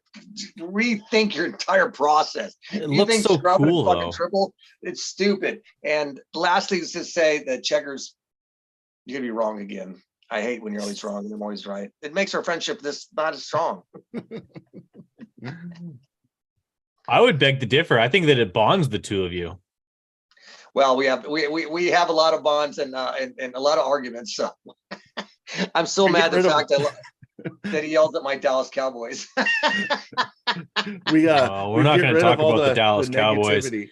We're talking racing, but anyways, nonetheless. All right, so we've mixed in, like, we're going to pretend like we're going to throw in our title picks for the 450 class in this part, and now it's time to throw it over to Checkerz to talk about the contact sport of Supercross. Well, not even just the contact sport of the Supercross, but let's talk about just one corner, the last corner last weekend in Tampa. It was a freaking steakhouse out there. They were serving up T-bones all night long. It was amazing. I just want a camera sitting on the inside of that corner, and I'll just subscribe to that live stream. We have Devin Simonson in one of the most brilliant last turn LCQ T-bones, and he stays on his dang motorcycle even when he launches into Welton, makes the qualifying spot. I love Devin. He's a great personality. You guys have heard me on the shows talk about him a ton. Super underrated. He came back. He's had a head injury for like a year and had to take time off because he couldn't get up and get racing and riding. So stoked to see him back and in these main events. It was awesome. And then of course you got last turn. Hunter Lawrence comes in and gets Thrasher racing down to the last turn. Are you kidding me? For a win? Unreal. And then let's not forget Cade Clayson just dropping Josh Hill for the 450 heat race last transfer spot. Best part about that, watch Hill's vlog. He laughs about it and goes, "Yeah, I would have done the same thing. You can't be mad about it." Like, that's how that's supposed to go, by the way. Speaking of supposed to go, Anderson drops Barsha the first lap of the main event. Barsha, one of the guys that's known for putting people on the dirt. But guess what? Barsha hasn't happened to him. We're going to go cry to the AMA, and Anderson's going to get put on probation. All these other passes were way worse than the one that happened to him. We're not even talking about Justin Hill on Dean Wilson for 13th place in the last turn. Talk about just racing down to the finish. Absolutely smokes him. But the part that I didn't see until last night was, holy crap, poor Dino. He gets launched. His bike's facing backwards in the other lane from Justin Hill. And Barsha runs him over. He tries to run back to his bike, and Barsha comes around, probably has tears in his eyes from Anderson hitting him, and he's getting ready to go cry to the AMA, not looking where he's going. Absolutely shoulder checks poor Wilson back to the ground, who's already the most broken rider in the field. Anyways, can we just have that last turn at Tampa every single weekend? It was incredible. If there's a 180 that precedes the finish line, just put a fucking camera on that corner at all times. If you're the producer, do not go to commercial. Pay for that live stream. Right, ISO cam. Just set it right fucking there, and let's just see what happens. Because as Checkerz explained, so many incredible instances that we did not see on television, and Checkerz went deep into the fucking social media, posted on our group thread. Thank you, Checkerz, because the whole that we all heard about, that we didn't know what happened to Wilson, that we found out that Hill killed him, and then the Barsha incident of him just literally just throwing him elbow over the top. Holy cow, man. From now on, if you work for fucking Feld, if you have a Peacock app or camera, put a camera in the last corner and just let it run all fucking day long. I'm going to share the Barsha Wilson incident, if you haven't seen it, in the last turn as Dino's trying to get up and boom! Dude, I watched that 10 to 15 times when you sent out a thread. Like, I was trying to just gather what happened right there. You just see his bike go ghost riding, and then Barsha's just into him. Dean's just like walking off the track, like, oh, what else is new? And boom! Oh man. I love it. Well I done. absolutely love it. Yeah, and that was a well done segment, my friend. I appreciate you including that for us there, Checkerz. All right, it's time to debate with Debo. Denny Stephenson, what, if anything, is wrong with the current crop of 250 riders? Why do riders like RJ Hampshire, Pierce Brown, Jordan Smith, and the list goes on forever continuously go fast and yet crash? Well, guys, it's much deeper than I think we can cover. We can even cover it in about 120 seconds. It's not so much the rider as the fact that Checkerz, I have argued this a lot. I think the fact that the factories insist that these riders must win on a 250, gather a 250 Supercross title before they're willing to give them a 450 effort, I think it's bullshit. I think, you know, I won a 125 title in 1990, obviously much different. I'm not going to compare with these guys right now because we got moved out a lot. And I was one of the few that had a factory ride, and my RM125 was it was a fire breather. But I don't think you need to have a regional Supercross title to be a good 450 or 2D rider, you know, of that level. I think we're wasting these guys' talent in this class, and I think we've already seen it. Look how good Colt jumped up to. First round, a 6th. First round for Justin Cooper, a 7th. I think these guys need to have these factories and these teams need to give these kids, well, they're not kids any longer, but these 20-some-year-old riders an opportunity to ride a 450 and stop. I mean, do you really want to have Adam Cincerella for 2 more years, who hasn't really done a lot? You really want to have Justin Barsha, who's running 5th every year? When is the time when you want to step up someone newer and younger and more hungry and more capable of possibly winning a race and a title? You know, I mean, I'm just shocked that the factory teams depend on this stats, you know, that you have to have a 250 Supercross title to make you a worthy 450 rider. I think that's more of the problem than what we're seeing with crashing and whatnot. I think RJ Hampshire might be a phenomenal 450 rider. I think, will we ever know? I don't know. Will we ever see Cameron McAdoo on a 450? Fuck, who knows, man? I mean, they've already been in this class for 10 years, and we've got these other guys that just are not moving out, and they keep giving them more rides. So I blame on the factories way more than I blame these riders. You know, I'm a big fan I'm a rider. The teams need to get their shit together and get their priorities straight and give some of these younger guys an opportunity on the big bikes. Well, I mean, it just brings me to this. I could solve all the problems in the world. All right. Or well, at least in this world. You pay these 250 guys a lot of money because they're potential race winners, and you hope that someday they don't crash enough to put a championship together. Sure. That's their goal. And their other option is to go to the 450 class on not factory equipment and make less money. That's why the guys aren't moving up, and that's why they're staying there. And that's why you have to show that quote race winning speed on a 250, and they keep crashing. So why in the heck can't we go back to let these guys? I mean, you have guys on Star Racing Yamaha, you have guys on Rockstar Husqvarna, you have guys on Factory Honda that they have 450 programs in-house. Let them ride some 450 races. Perhaps you see, wow, that guy rides a 450 really, really well. And maybe instead of crashing out of the 250 class over and over, hey, I can get them to go be smooth for a season of 450s and deliver me top 10 finishes and build something new. And maybe somebody else is better in a 250 spot. That's okay. You keep them down, but give them an opportunity to prove that they can ride that 450 with good equipment and then make good money because they're a good 450 rider and they have good hope. I mean, we saw it a little bit like Jeremy Martin at one point had a 450 deal because he got second at Daytona. Like he was ripping on a 450. We don't allow these guys at all. I would love to see RJ Hampshire on a 450. My theory is actually that he would crash way less because he has to push the 250 so hard to go the speed that he goes. Whereas a 450, I think he can actually smooth out a little bit and he could be a phenomenal 450 rider, but we'll never probably find out because I don't see him ever winning a 250 title. So he's going to stay there on factory equipment, collecting a lot of money until he decides that he's too broken to keep racing anymore. But that's how you solve the problem, in my opinion. And I have an idea. Brad, I said I wanted to give some stuff away.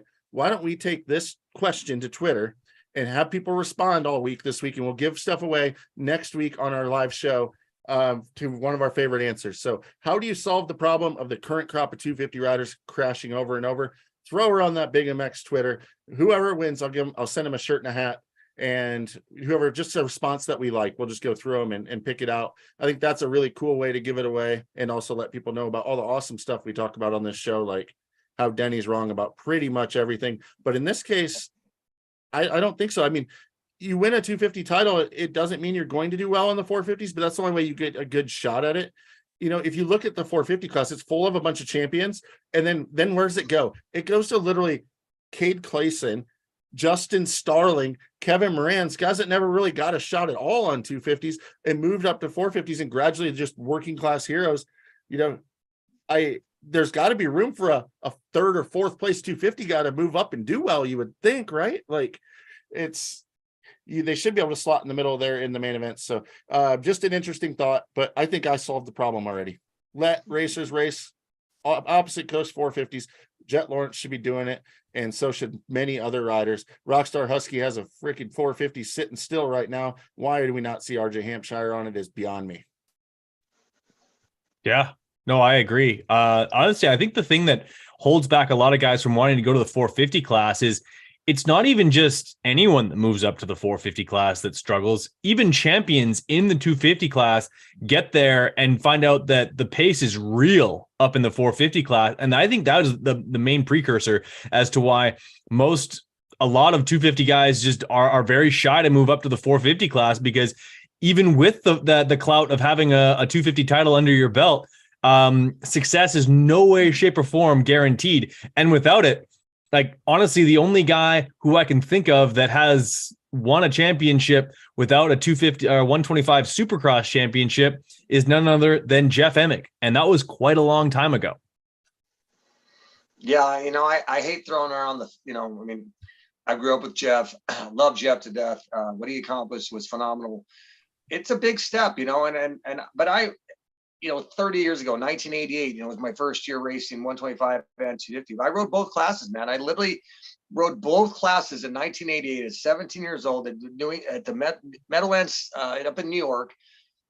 I rode both classes. I qualified. I basically rode every lap I think that could be possibly rode that night. And I stepped off the 125. I got a podium that night behind, I think, Mike Jones and maybe Todd DeHoop. And I walked in, got on the 250 and rode the 250 main event that night as well. And I'm not saying that that's anything. I'm not tooting my horn, but I mean, that was just something that we did at the time. I think I gained a lot of experience and a lot of knowledge by racing against the world's best on the bigger bike. I also rode both bikes, in amateurs. I don't think a lot of these guys are riding both bikes in amateurs. A lot of these guys, I talked to Ivan at Loretto's, and all of his guys ride 250 only. They don't even get on a 450 until they turn pro. I just think that some things maybe need to be changed a little bit. Try some things differently. I'm definitely not trying to throw my 30 years ago shit out, but it's something I did back then, and I think it helped me, and I would like to think that could help these kids today a little differently instead of this scripted diagram that they have for these kids today. I don't like it at all. Absolutely. Couldn't agree more that we need to give guys an opportunity to show what they can do on a 450. I mean, I think back to all the way to Loretta's, speaking with Tony Alessi, who in my opinion is one of the most educated people in motocross just because he's such a student. Love Tony. And he was talking about McAdoo, and he's like, man, I just can't wait till the kid's on a 450. I want him as a 450 Supercross rider. I'm actually surprised that hasn't happened yet, but I think Cameron's making really good money and still personally wants to win that 250 Supercross title and believes in it. But it wouldn't surprise me if Tony's throwing him an offer sooner rather than later to get on a 450.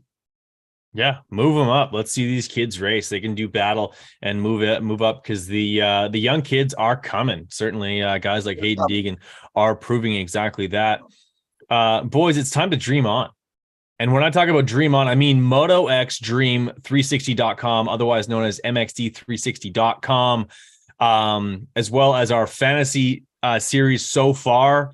As you can see on the graphics so far, my team has been decimated by injuries on the East Coast, but we're heading back to the best coast. I mean, the West Coast, where my team is a lot stronger.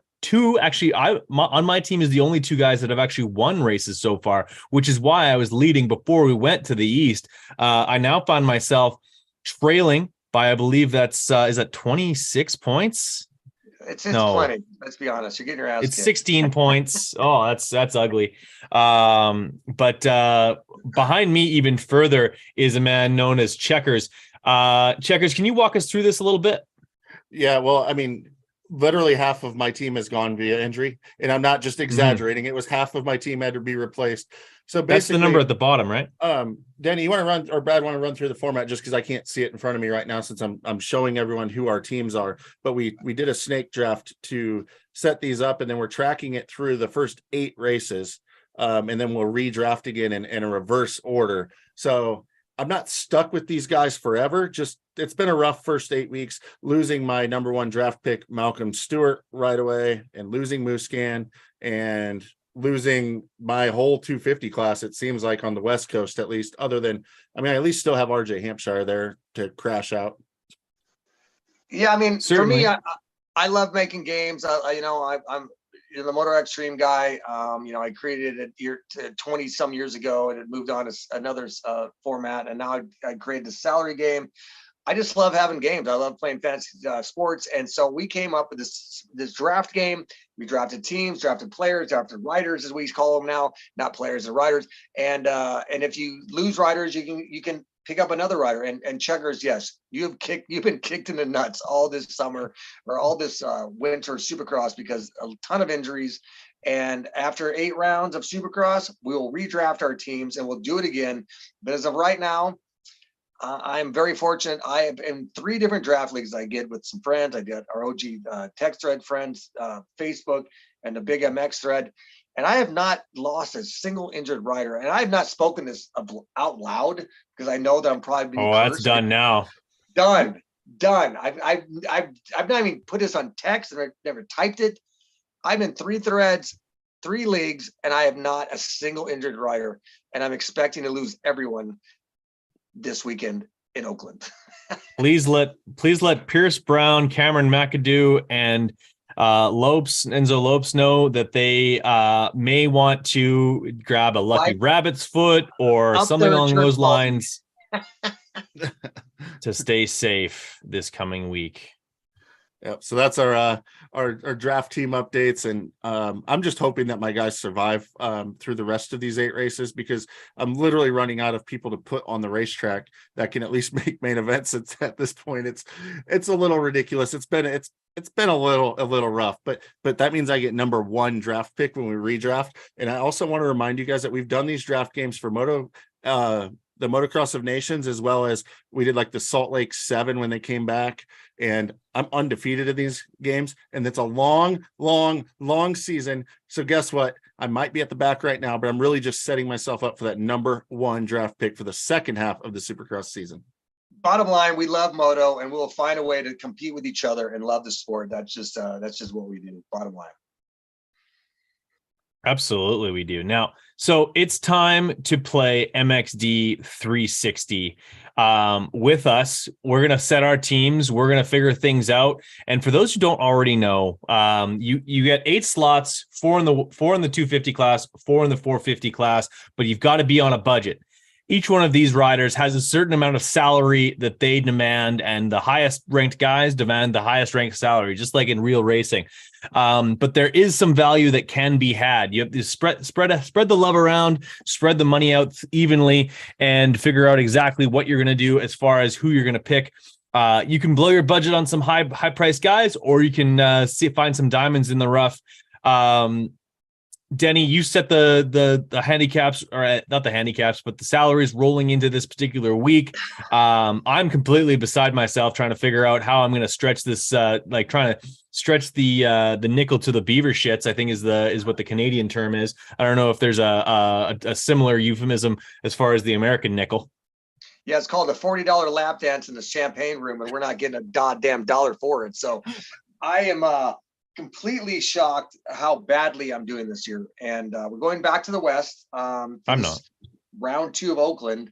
And so we're very fortunate the fact that we're not limited on our riders, as every other game we have, every other race we have, you cannot have the same riders back to back. Well, we're going back to the West. We're starting fresh. So we got Jett, Cam, RJ, Levi, Stylez. We got all these guys right now. We got a new addition, the number 100 of Matt Moss. The Australian is now on the Bar X Suzuki, and he is right at the top at $473,000. I think he's a complete bargain. We know what he's capable of. He was beating Justin Brayton, someone we love and appreciate from the Midwest. And he is probably going to be one of the top riders. Carson Mumford was going to be my next guy, who I thought would be a huge value. He obviously got hurt. So we're stepping into this round 2, round 6, whatever you want to be with your Feld or AMA. But we have a lot of new options right now in the 450 in the 250 class. And I'm very interested to see what you guys think, who you're going to go with, some of your better bargains in this 250 class West. Well, Go I ahead, just want to Checkerz. remind you that I might be in last in the draft league, but in MXD 360, I'm kicking the crap out of both of you guys. And I'm 14th in our Big MX Radio League, which if you're listening, message Brad so that you can get into that Big MX Radio League with us. I'm top 100 overall in the Storm Lake Honda League. And Denny, you're like 23 points behind me. And I'm just going to tell you that there's, I think, 23 of us in the Big MX Radio League. And Brad might be 22nd. And he is he's just a little ways behind Denny. I'm coming off a pretty good week. My 450 guys last week absolutely killed it. I had Sexton, Barsha, Christian Craig, who was hot coming in, hit his top 10. And then I had Josh Hill, who had his best race of the year by far. In the 250 class, I maybe only had two guys that scored me very many points, as J Mark did okay. And Thrasher had his best race of the year, which is awesome, with a second. Talon Hawkins, unfortunately, laid in the beach and did terrible. And don't even get me started on Jack Chambers. You know, I listened to everybody after the opener that had picked Jack Chambers. Just, man, dang it. And I mean, I watched him get passed out of qualifying position all the way back to 6th or 7th in the LCQ a week before in Houston. And I'm like, no, I got him. He'll get it better the next week. Yeah, guess what? That was wrong. Yeah, I don't even want to explain it. I don't mean to interrupt you, Brad, but I had one of 4 450 riders last weekend in the main event. I Weldon crashed. That first heat race, I watched all my dreams crash. I already broke 2 TVs, 3 remotes, and a phone. And I'm like, man, I had to go to the neighbor's house to watch TV because I lost everything. And that is the greatest thing about fantasy motocross, supercross, everything we're doing right now, because it's something you really don't want to do because it will ruin your weekend very quickly. And Marshall Welton is one of the guys. Chambers got me. AJ Cantazaro, your fucking homie right there, who teaches Jett and Hunter how to win races. Hey, he delivered for me the week before. No problem. I don't know if Ian's watching, but I give up, by the way, on the Cantazaro versus Munoz thing. The Munoz train is rolling right now. He's too great to be overcome. Ian Riley knows best, man. I'll tell you, Frederick Yamaha over there, and he knows what he's picking. But I'll tell you right now that I was second, I think, in the 40 class. But you have to just figure out a happy medium all the way around. And God, it was terrible. I got to figure this. This is my game, and I'm getting my ass kicked so bad. Yeah, I feel like John Madden getting destroyed in his own video game. Right, Brad. Do you have anyone you want to swear about with your team from last week? Oh, my team from last week. Well, I can only see my 4. I know I probably went with Welton. I can't remember exactly who I picked. Although, is it on the email? No, it's not. No, it's not. Okay, fair enough. I got my ass handed. I'll tell you who I had on the 450 class because they're X'd out for me. Nichols did a bunch of nothing. Jason Anderson decided to load a shotgun and point it directly at his foot and my foot in that way to shoot himself right in the foot. That wasn't great. Kyle Chisholm, a bit of a bright spot, I suppose. 19th is not nowhere near any type of career best or even what he would expect from himself. So a down day for him as well. Nichols outside the top 10. I missed the hot rider by 1. That's awesome. Good for me. The only bright spot that I had was Aaron Plessinger getting his first podium of the year. He was on my team. Can't pick him this week at a race that I probably would have preferred to grab Matt. Let me just say one thing.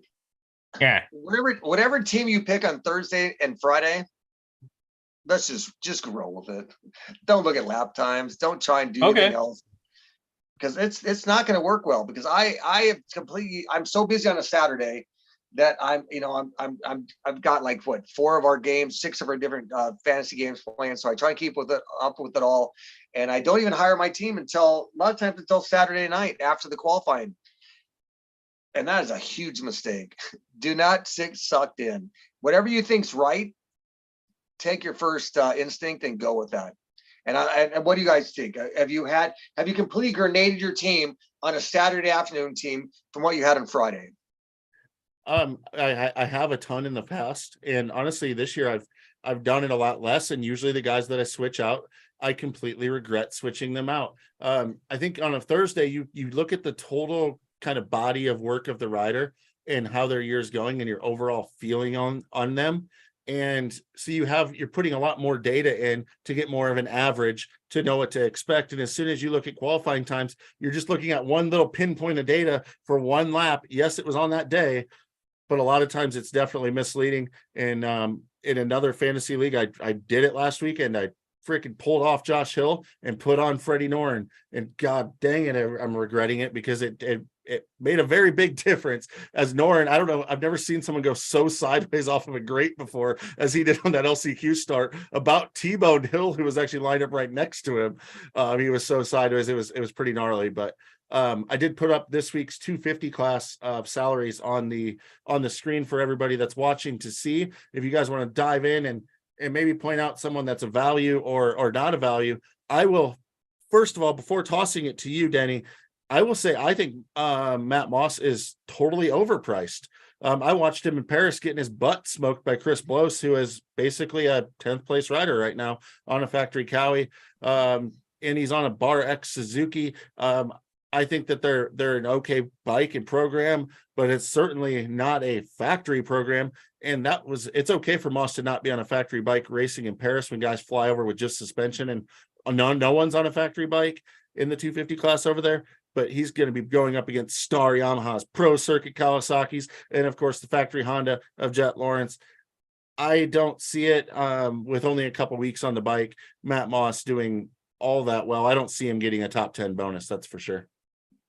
Well, we have seen Suzuki's get good starts. You know, we have seen Carson Mumford get a great start. We've seen Derek Kelly back on Suzuki. So we've seen guys get a good start on a Suzuki, and I think that's is hugely is strong. But yeah, it's been strong. It's been a difficult season so far for the Welton and anybody else on that Suzuki is kind of getting their ass kicked. But that's the whole thing. With MotoExtreme360.com, you're not going to make up a huge amount of points on a 1 week. I don't offer that availability. I try not to. I want you to be able to hire your favorite riders, the riders you're going to be on the screen, the riders you're going to watch on a Saturday night on the television, on Peacock app. And so, yeah, I mean, Matt Moss is he's right now based at the 11th place on salary lists, but I think he's very capable of getting a top 10. And with the top 10 list, it's not double points, it's a 10-point bonus, because I never want anyone to go deeper than they have to go look for shit. We're not -16, we're not a handicap time league, nothing wrong with all that stuff, but we're a little bit different with this. And I think that Moss is a good value. And Derek Kelly was a hot rider last week. He's now not a hot rider. So if you want to win in Motor Extreme and win that Storm Lake Honda CRF 110, if you want to win some gear, you want some prizes, you're gonna have to be consistent each week. You can't just throw some Hail Marys. This ain't the Brett Favre league, I'll tell you. It's really too bad you're about $2,000 short from being able to take Benny Bloss there, Checkerz. Yeah, so Benny Bloss he's a fantasy dream or a fantasy killer. And yes. I mean, he's coming off of a good week, so I don't think I could go with him. I was just looking at, I think Josh Cartwright is a really good value along with Clayson. Cade seems to have, if you went with Pierce Brown instead of Mitchell Oldenburg, then you can afford Benny. You're laughing, you're joking, right? Like, Oldenburg is one of the most solid guys out there. Like, he's going to be probably 3rd to 5th. Pierce Brown, he might be able to get 3rd, but there's a good chance he's going to get 18th place. I just wanted to free up a little bit of space actually for Max Voland. I think he's actually a decent value as I was clicking around a little bit. And then I think Mitchell Harrison's a pretty good value in the 250 class. And don't sleep on Brandon Scher. He had less than a week on the bike before A2, put it right into the main event. He's got a lot of experience on the Suzuki. He wants to be there. He's a veteran. As long as he's in the main, he's going to finish the race. I think that's super important, but they're not going to get you, outstanding points by any means. You could always go $23 for Austin Politelli. I know that they've done some testing and got him much happier with his motorcycle than he was at A2. $16 for Harriman isn't bad. Like that, so you want a bargain if you're looking for someone cheap. Checkerz, what do you think of Brandon Ray? I know you've been really following it like myself. He's been racing. He went and raced. He did very successful, made some money. What do you think of Brandon Ray at basically $9,000? So he's been right on that bubble spots, right? And he has plenty of speed to make the main events. He's he's still young. I think it's his second year of Supercross. He's a little loose, which is risking, you fall in a heat and then you have a bad start in the LCQ, or you fall in the LCQ. The other one I think you definitely got to look at, and the reason you've seen me clicking around, maybe the one I haven't taken off at all is Cole Thompson. He is a veteran guy. He's going to be in the main event. He's going to do the laps, and he's been racing these last 2 weekends. I think Cole Thompson is very, very likely to be in the top 10 and hit his bonus. And he's he's much cheaper than a lot of the other guys that are hot eligible. So I think those are the guys that I'm looking at. One thing to think about with the 250 class, but you have to pay for it, is there's not a lot of depth as far as the very, very top of the field. You have Jett, you have Cameron, and you have RJ Hampshire. Right now, those guys have really solidified themselves as the 3 best in the class. I don't think anyone would argue, other than when they both had issues at A2. So the chances of them not getting a top 3 are fairly slim, but you have to pay a lot of money to get them. And so for me, I'm actually staying away from them as of right now, although I would love to have Jett Lawrence on my team. It's almost a guaranteed 26 points. It's a $900,000, and the salaries I build upon and create them with are based on their points. And Jett, like his brother, and like the points leader with Eli, you're going to pay for it if you think you want 26 points solid. And back to you, Brad. You're Canadian. You've watched a lot. What do you think, Cole Thompson? Checkerz spoke of him. He just rode 2 450 rounds on his 250. One of our favorite hot sauce teams at Solitaire, and even Dominique Theory. But what is your thoughts on Cole Thompson? I think Cole Thompson is going to benefit from having gone out there and continuously been racing. He's typically a guy who gets stronger as the series goes on. He's fit. He's a smart racer. He is a good starter, not a great starter. I expect him to be 12 to 15 this weekend. I think there's still some meat on the bone there. He could definitely go out there and make some special things happen. But my best bargain on the board right now would either be Brandon Shar or Brandon Ray. Like Ray has been riding really, really well lately, especially in arena cross.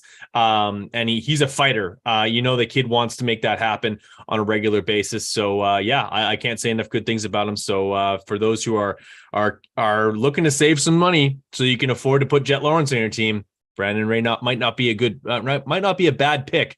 Even if Brandon Ray only gets a couple of points, it would average out that you get about maybe 10, 15 points out of them, out of those 2 picks. So sometimes it pays to average out. But what did you think off the top of my head? Because I cannot figure out this game right now, even my own game. Yeah. Are you going high salary with Jett and Cameron type guys and RJ, and then going with low guys who might not make the main? Or are you going to try and go all 8 guys in the main event? What are you thinking? Well, I think I was successful in that 450 class. I went more middle of the road salaries, almost like I'm trying to set up here on the 250 class with Oldenburg and Volan, that they're going to get in the main. They both have potential to be around the top 5, but they're a lot cheaper than spending it all at the top. And on the 450 last weekend, while I had Sexton, I think I had Barsha and Plessinger, and that was like what I kind of based my team around, was 2 guys like that were more in the middle. And then you try to find one of those value guys, I guess, to fill it out so that you can make sure you have 8. I didn't end up with 8 in the main. Obviously it bit me, but I think that, talking to JR, my brother, that he's in second in the whole league right now. And he's been sending it with hot riders every single weekend. More than half of his team have been hot riders, and he's been lucky on the gamble, and they've been hitting. So maybe that's the route that you need to go to actually really do well. Like if you went Walsh, Rodriguez, Robbie Wageman, and you go Hunter Yoder even. You go Yoder. Honestly, like what's happening with Josh Fariz right now? Like he hasn't shown anything this year. He hasn't showed anything, but like the kid has top 10s in this class. Yeah, that was one of my draft guys in our league as well. I thought I assumed he would be a solid top 10 to 15 guy. National number 42. Yeah, exactly. He's had tons of successful nights indoors and out. And along with Dominic Theory, 2 guys I think have completely underwhelmed, and they're both on my draft team. And I'm not, they're both whatever you're doing in the sport, you're doing well. But you want to see them do a little bit better. And I think that they're not reaching their potential. And you wonder what's going on and why they're not reaching them, and why when I hire them, I can't win more races with them. It's very disappointing. Absolutely. Well, we've talked about a lot of the guys, a lot of the value in the 250 class. You guys want to pop over to the 450s and look at a little bit of that? Yes, let's move on over to the 450 class, where there is definitely some bargains to be had. I already mentioned Benny Bloss. I think he's a great pick. A big floor, long whoops, long legs on Benny Bloss. I like that. Obviously that he's had a little bit of propensity to hit the ground lately, but I think I don't know why I feel this way, but I do feel like that wind changes a little bit. I think if you hover in and around the Shane McElraths of the world, the Benny Bloss, I don't think he's gonna be top 10, so he's not gonna get you the extra bonus points there. But he's going to be consistent, and that's that might allow you to pick guys like Jason Anderson and Aaron Plessinger, guys that are currently selected on Chris's screen. Yeah, I mean, one of the things I want to point out to look at is I know Justin Starling he's typically a main event guy. He got busted up gnarly last weekend. He is making the trip to Oakland, but he's far from 100%. So I maybe want to avoid him, but definitely don't sleep on the John Shorts, Josh Cartwright, Grant Harlan, Cade Clayson. They're all really cheap and can get you some main event points potentially, but they also maybe don't get in. I don't think you can base your team around those guys though, because I've made the mistake of doing that so many times, thinking, oh, if I have 8 in the main, I'm going to do great. Well, it doesn't work that way, because they only get you 2 or 3 points, and you leave so many on the table by maybe not spending a little bit extra to go after. I'm looking right now, like maybe I upgrade maybe a Savachi all the way up to like a Justin Cooper, who I think can get better results if I just make some good decisions and move stuff around. So right. There's just so many combinations, and you've seen, if you've been watching this, like as we've been talking, I flip back to the 250s, like, oh, can I save money here? Or how can I maximize what I spend there? You really have to look at both classes and build a combination. It's not like, oh, I have a great 250 team, now I'm going to pick a 450 team. They have to work hand in hand together so much. It's stressful. And honestly, I haven't figured it out. Like, I'm typically a pretty decent fantasy player at any games that we play, other than when my whole draft team's injured. But I haven't figured this one out. I mean, I've told Denny a million times, like, I don't even want to put money on the game anymore, because I'm going to lose every time. I don't like losing. Losing sucks. Yeah, no, Checkerz, I'm with you, brother. And, and we talk about it weekly, and Brad obviously is new to the game and enjoying it and figuring it out as well. And I mean, we have Christian Craig, who's hot. He has 1 top 10 out of the last 5 rounds. We have Cole Nichols, who's hot. He has 1 top 10 out of 5 rounds. We got Dean Wilson, who's hot. He has 0 top 10s out of 5 rounds. And so you try and cruise on this level of guys that are right in that same salary range. You take Cole Nichols, you take Adamson Sorello, you take Joey, who Joey is now no longer hot. He's been hot entire the season long, but he has 5 top 5s. So you just can't, or 5 top 10s, you can no longer have him hot. So his salary drops, but is his 8th at 23 points or 25 points is equal to a Colt Nichols, who can run anywhere from 12th to 7th, maybe, or Christian Craig. Man, I really don't know. I have yet to go with Eli Tomac, because he's so much money. His salary's dropped because he got a 5th this weekend. So it kind of dropped it. But I had last week, I had Sexton, I had Plessinger, I had Cooper. My 450 class crushed it. Then again, I only had 1 2 rider in the main event. So if my 450 team doesn't crush it, I'm failing misery. What do you think, Brad? Well, I'm just looking at like Shane McElrath, and I think if you quizzed him back in 2017-18 when he was winning 250 main events, if you told him that in 4 or 5 years from now you're going to be sitting 17th in Supercross, sitting between Kevin Moran's and you got 16th. Who's that? Justin Hill's like a salary right above him. No. Yeah, exactly. He probably would just be shaking his head, which is probably what he's still doing now. But there is some value there. He's a budget pick and someone who I don't think he's going to be a top 10 anytime soon, but he's better on the West Coast than he is the East. That's for damn sure.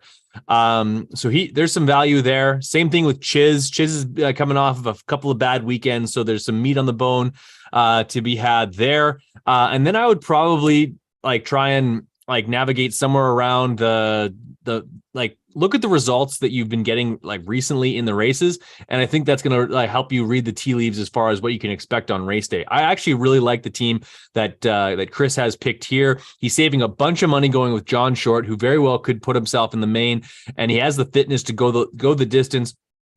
And I think it's going to be a longer lap time this weekend, so they won't be dealing with nearly as many lappers. Maybe he's able to race forward. So Anderson, Cooper, and Plessinger, great picks. They're going to have great races. I have no doubt whatsoever about that. In fact, Anderson might be looking at a season best this weekend coming up.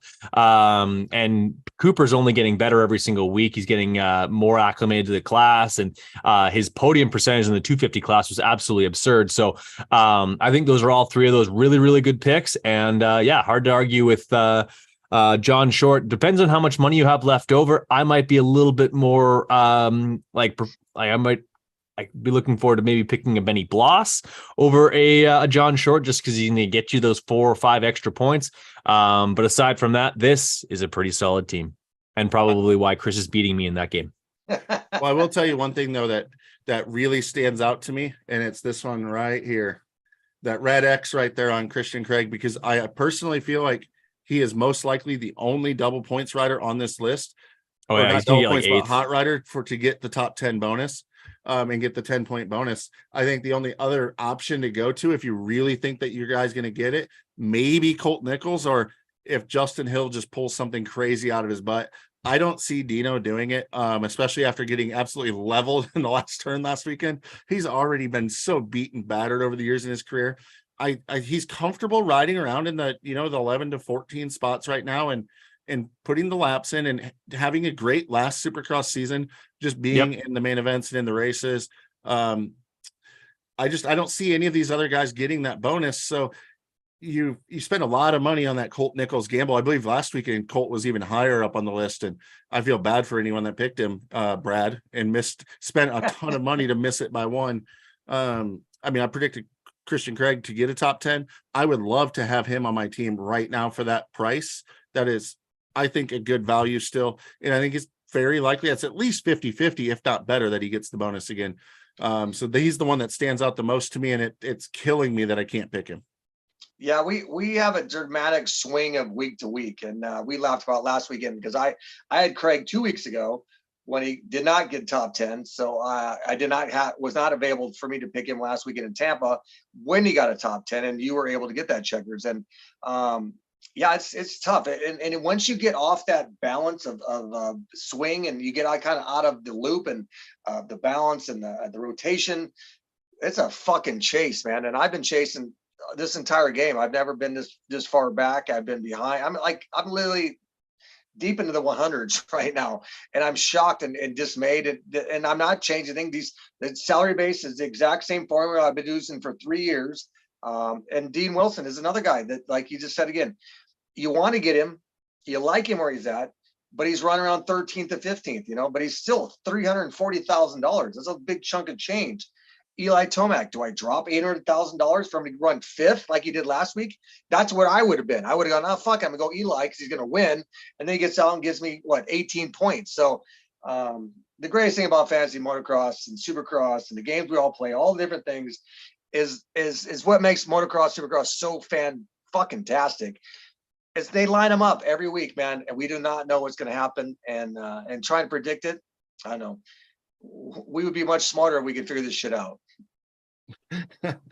Absolutely, it's a humbling experience. I'm not going to lie. Did you guys pick preliminary teams by chance, or I want to go through them? I think I'm actually happy with mine as we've been talking about it. I only have $10,000 left in the bank, which at some point I would like a check in the mail for all the extra money that I have left over from my $3.5 million.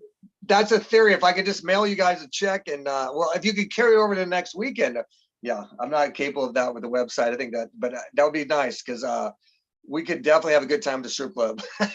Yeah. I mean, if you could keep it on the website, it would be fun for a full series, but it definitely would ruin the week to week. Another mistake that I happen to make all the time is I might have like 70,000 left in the bank after I pick my team. And I'm like, oh, my team's pretty good. And I'm like, but I can't just leave this money sitting there. I have to spend more of it. And I end up maybe picking a more expensive rider from a value one just because of that. And it's really like, it's against what I want to do and what should do. And yeah, you're just shuffling deck chairs. Yeah, it just makes a mess. So, yeah, I'm pretty stoked with my team. I think Oldenburg is a top 5 guy. I think Voland will be 5 to 7. Those are solid points. I think Cole Thompson gets me the bonus. Politelli maybe is finally going to put the thing in the main event, and at $23, I'm good with that. If he can get through and get like a 16th, 17th in the 250 main, which I think he's capable of doing. Although I'm not going to lie, I know even if he gets in the main event, he's going to get tired. Training is maybe not his strong point. We'll just put it that way. But riding ability is really good. And at $23, it frees up so much budget. I probably will actually look back at the 250 class and see if maybe there's somebody at the 10 grand range plus $23 that I can replace him with, because, you know, you got to keep second guessing yourself over and over. And then on the 450 side, Jason Anderson, he's always a threat to win. So at he's the cheapest guy I feel that can win races right now on that list.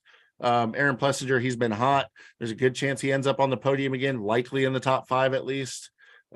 Justin Cooper, he's been 7th and 7th. If he gets 7th at that salary, I'm stoked. And John Short, I'm just hoping that he gets in the main event. And the thing is, if he gets in the main, he's going to ride the laps. In 18th, 19th is probably about where he's going to end up. And for that value, I'm good with that. So like I said, I'm going to look and maybe look at replacing Politelli, but other than that, I'm happy with my team. You want to hear the team that's going to win? I mean, you've said this every week, and I don't think you've won yet. Every week. I'm going to keep saying it until I do. I love the fact you come in swinging like a goddamn ball, Mike Tyson, but I would love to hear what you got. Pierce Brown leading off, the most expensive rider on my team for the 250 class. And then Max Voland. I think those guys are both going to put in great rides. Number 33 and number 34 in the national number scoring. In fact, every single one of my guys that I have picked right now is a national number, which I think is a good sign.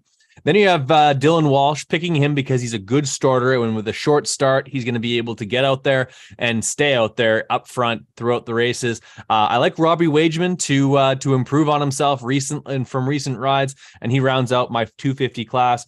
Going over to the 450 class, I got 3 different guys in red. Leading off, we have Ken Roczen, followed by Christian Craig, who will pay off, by the way. Dean Wilson and Benny Bloss. I think my team, the worst finisher might be 15th on the night, and I could totally take that home and make up some points on you boys this weekend. Well, I love my 250 team. I'm pretty much done with it. I think Max is going to do well. I gave him a lot of shit, in the past. Max Boland, I love his dad. He's going to crush it. I think he's going to run top 5 this weekend. Matt Moss, again, love Budman. I love what they're doing over there at the Bar X team. I think Matt is going to come in and run. I think he's going to run 7th and 8th. Anthony Rodriguez, somebody that you and I had spoke about when we started this entire discussion 2 months ago. Brad, you were a big fan of Anthony Rodriguez, and he's been riding very well. He's put in some good rides right around kind of that cusp of 10 to 13th. I think that he's going to step it up and could be a top 10 guy with 10-point bonus. And Hunter Yoder, another rider that I did not even really consider, and another person that you both have talked about, who's looking to step up his program and has rode very well this season. Nothing like crazy, but he's been solid every round. And I'm very happy with that 4-rider 250 team. The 450 class. Real quick, Denny, on Yoder, I just want to point out that at one time at A2, twice at A2 during time qualifying, Hunter Yoder was on the board of the top 5 of lap times, which is something I wouldn't have even considered a possibility unless it was in the B practice coming into this year, let alone in the A group. And I got to really give my hat off to Julian and the PRMX team. They have those bikes looking really, really competitive and good. And I know Hunter's really, really happy. So I really like the points that you've made about the guys that could potentially get into the 10-point bonus there. Now you're making me rethink my whole dang team, but I'm not going to do it because I know how terrible you've been doing. So well, I'm going to stay away. But I think I'm pretty sure I'm maybe beating you or not. But either way, you guys have both have educated me with some deeper riders and your support of them early in the season, and they both delivered. Both, like I said, with Anthony Rodriguez and Hunter Yoder, and my 4D class. Man, I am a shit show right there right now because I had such a good show last weekend in Tampa after my shitty 2D class. I think my only thing I have Eli Tomac, which who knows right now. If he shows up to be Alito, I'm gonna have to change and have to send him a message. He might call me and yell at me. But I think the only one I really have that I'm positive about is Christian Craig, which I think we're on the swing. You know, he's gonna be a hot rider, and he's got a 10-point bonus right there. But I already had 8 top 5s for him. I think we're right now at 5 top 8. So I still need 5 more top 8s. And Justin Hill, I think Justin's riding really well. His worst finish was that DNF when his bike broke. That when I'm doing salaries, I don't always consider that type of stuff. So his salary is very reasonable. He's a good 285 right now. And then I got Shane McElrath. And to be honest, it goes back to the 2018 Suzuki. I don't think Kyle Chisholm is riding his best. I don't think Shane McElrath is riding his best. They're both far better than what they're doing right now. I think they're riding a tank, a sled, a yellow bomb. So I don't know, but right now my 4D class is confused. But I think the 2D class, I'm going to go back to again, Max, Matt Moss, Anthony Rodriguez, and Hunter Yoder. I think are a solid 4 team, and I recommend if you guys get a chance to take them as well. Love it. Love it. Love it. Leave it. And I have 124 grand. So if I can send myself a check, we're all going out Saturday. Yeah, we will be. Or we'll go out Friday and watch Arena Cross. Arena Cross is going to be awesome again this weekend. Are they in Denver again? Are they back in Colorado? I haven't looked. I plan on watching it. That's all that I know. I've been tuned into all of them. Love to see what they're doing over there. Love to see that they're getting some attention. They're doing a really good job on the marketing side, and I look forward to actually coming into next year when people have kind of seen this all happen and maybe start to put a little more focus on an Arena Cross program. Also want to make sure we mention, Brad, that next week's show, it sounds like we're going to be doing it a little bit early because speaking of going out, I'm going out to Mexico to ride dirt bikes at Baja. So Arriba! But yeah, I want to send. I agree with you. I want to throw a huge amount of respect to Robin McCurry and the current 2023 Arena Cross Series. Much love, much respect. You guys are crushing it. Budman, Ping, and Grant Langston doing the announcing. The entire series. I'm so looking forward to what they're building. This is where I've spent a lot of years, as you know, and I love it. I'm very proud of them, and I hope the series continues to grow. So if you're not watching on Friday nights on MAV TV, which is a complete grenade, but I think you can get it figured out and watch some Arena Cross. So we love Arena Cross all the time. Ride TV app is working great for me. Thank you, Debo, for coming on the show. You're a great asset to the show, if for nothing else, but comic relief and a contrarian opinion at the best of times. Chris Riesenberg, the voice of reason here on the BigMX Radio Network, here doing these pregame shows are so much fun, and I'll even pat myself on the back and thank myself for buying Zoom Premium so that we can do more than 40 minutes in a row without getting kicked off of here. Thanks for everybody who watched, whether you're watching in the archive or if you're watching this live. Mark Taylor, Sportin' Wood, everybody else that checked things out, the numerous people that have been in the chat throughout the night. Really appreciate it, everyone checking things out. Subscribe so you don't miss a single one of these shows. Hit the notification bell so that when BigMX Radio posts something up to YouTube, you're the first to watch it. Maybe even comment something mean in the comment section below. Hit a like and subscribe. That would be greatly appreciated. Boys, this was a lot of fun. Let's do this again next Tuesday. Thank you, Brad, for having us. You're a huge asset for allowing me and Checkerz to be a part of your what you built, and I personally appreciate it. Thank you for having me, brother. It's a whole lot of fun, and I just want to say one more time, Dirtworks, don't change the frickin' track between the night show and practice this week without telling the riders. Let's keep riders safe again. I'll see you guys next week on the next pregame show as we'll be heading out of Oakland. Hopefully everyone makes it out of there alive. Round number